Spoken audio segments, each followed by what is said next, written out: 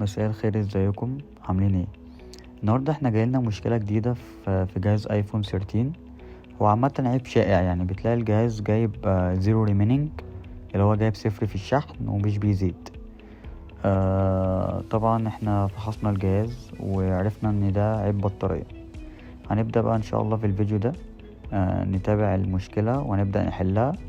بس اهم حاجه ما تنساش تفعل الجرس وتعمل اشتراك للقناه.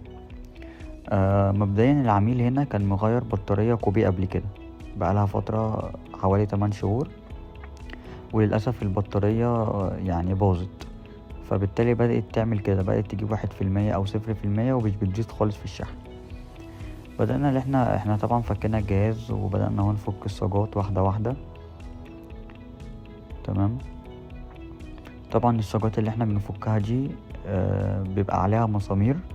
الصاجات دي اللي بتبقى ماسكة السوكتات بتاعة البطارية وبتاعة الشاشة. تمام، احنا بنفكها واحدة واحدة، وبنبدأ اللي احنا نفك سوكت البطارية، وبعد كده بنشيل الشاشة من مكانها بس. والموضوع بسيط جدا يعني. طبعا هنبدأ بقى اللي احنا نشيل البطارية اللي موجودة حاليا اللي فيها المشكلة، وهنبدأ نحط بطارية جديدة. طبعا احنا بص هنا بنحط تنر. التنر ده طبعا بيسهل جدا جدا فك الدبل فيس بتاع البطارية. وطبعا التنر ده مهم جدا في الشغل عامة يعني. نبدأ نفك واحدة واحدة زي ما انتوا شايفين كده. طبعا خلي بالك لو انت بتفك تقطع فلاتة ولا اي حاجة، خليك حريص جدا وانت بتفك. طبعا كل الابيض ده الدبل فيس بتاع البطارية، فده عادي احنا بنشيله، وكده كده البطارية الجديدة بتجيب دبل فيس جديد.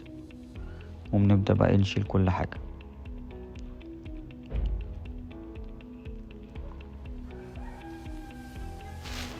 طبعا دي البطارية الجديدة، دي بطارية اصلية، هتلاحظ انها جاية عليها علامة ابل غير البطارية الكوبي اللي هو كان مركبها. هنبدأ بقى اللي احنا نجرب البطارية. طبعا احنا قبل ما بنيجي نقفل الجهاز وكده، احنا بنركب البطارية كده قبل ما نلزقها ونشغل الجهاز، وبعد كده بنبدأ نعمل فحص ونتأكد ان المشكلة اتحلت. يعني احنا نبدأ نركب البطارية ونركب الشاشة ونشغل الجهاز عادي جدا، وهنبدأ نجرب ونتأكد ان المشكلة بتاعة البطارية او الزيرو ريمينينج دي اتحلت.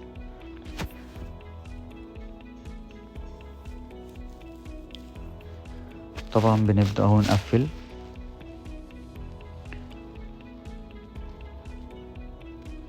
واحدة واحدة، وبعد كده هنفتح الجهاز.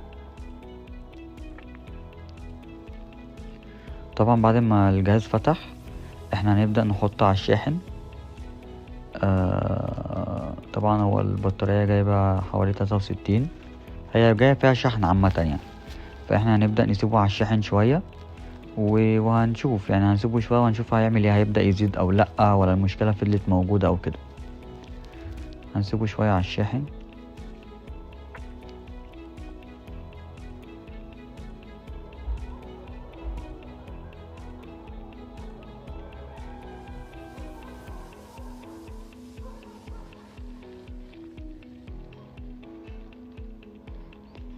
طبعا انت بتسيبه مثلا دقيقة او دقيقتين بالكتير قوي، تأكد بس ان البطارية سحبت. بص احنا هو الجهاز هو ب64، يعني هو كان 63 ب64، فكده احنا ضمننا ان المشكلة خلاص، يعني هي كده في البطارية بنسبة 100%. خلاص كده كده المشكلة في البطارية.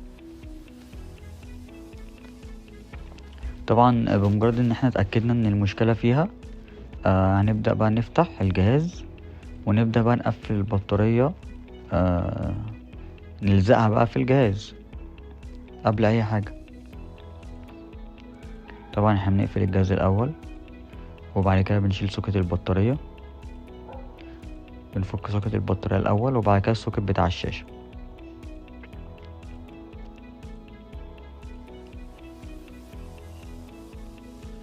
طبعا احنا بنشيل الدبل فيس اهو. وبعد كده بنلزق البطارية على طول. طبعا اهو ادينا بنلزق البطارية واحدة واحدة. اهم حاجة وانت بتيجي تركب اي بطارية، مهم جدا جدا انك تقفل السوكيتات بتاعة الشاشة الاول، وبعد كده سوكيت البطارية في الاخر، منعا ان يحصل خلل في الجهاز. وبعد كده بقى بنرجع الصاجات مكانها. دي الصاجة اللي هي مسؤولة انها بتمسك سوكيت البطارية والشاشة. طبعا مهم جدا جدا ترجع كل حاجة مكانها، ما ينفعش تسيب حاجة برا، ولا مسمار ولا صاجة، لازم الحاجة بتاعة العميل ترجع مكانها. خلي بالك الحاجة دي بتبقى امانة عندك في المركز، فمهم جدا جدا انك ترجعها مكانها. طبعا اهو احنا بدأنا اهو نرجع المسامير واحدة واحدة. طبعا بعد ما قفلنا كل الصاجات، هنبدأ بقى نفتح الجهاز ونبدأ نقفل الشاشة. طبعا اتأكد ان الشاشة نازلة في مكانها الصحيح عشان ما تكسرش منك ولا حاجة. نبدأ تضغط عليها كده بتلاقي اتقفلت على طول. كده اصلا شاشة الايفون بتبقى كليبسات، وبتبدأ تقفل المسمارين اللي تحت، بتحطهم برضو في مكانهم. طبعا المسمارين دول لهم مفك مخصص ليهم. تبدأ بقى اللي احنا نقفل المسامير، واحنا قاعدين اهو بكده الحمد لله حلينا المشكلة. عشان برضو تبقى عارف حل المشكلة ايه بالظبط. وبعد كده بنبدأ اللي احنا ننضف السماعة قبل ما نطلع الموبايل. مهم جدا اللي احنا ننضف السماعة واحدة واحدة كده. بننضف السماعة بنكحت الأول التراب اللي بيبقى ماسك جامد، وبعد كده بنعمله باللبانة دي. اللبانة دي احنا بنجيبها من مكتبة عامة. واحدة واحدة كده وبشويش زي ما انتوا شايفين. طبعا عايز اقولك الطريقة دي هتطلع لك كمية تراب رهيبة رهيبة. ومهم جدا انك تنضف السماعة من فوق ومن تحت، حتى لو العميل ما طلبش منك ده اعمله، مهم جدا جدا. العميل لما انت بتعرفه انك عملت حاجة زي كده بيتبسط اوي من الحاجة دي. وبعد كده برضو نضفنا السماعة برضو لتحت، برضو مهم جدا لانها برضو بترم تراب. وخلي بالك الجزء اللي تحت ده بيبقى شامل السماعة والمايك، يعني انت كده ايه بتحمل المايك والسماعة من الأتربة. وبعد كده فرشة وحبة تنر، دي اخر مرحلة خالص في التنظيف. بتبدأ اللي انت تنظف في الاخر بقى خالص من فوق ومن تحت. وبكده خلاص احنا خلصنا خالص البطارية ونضفنا الجهاز. طبعا نتمنى من حضراتكم انكم تعملوا اشتراك للصفحة وتفعلوا زر الجرس عشان يصلك كل جديد. مع السلامة.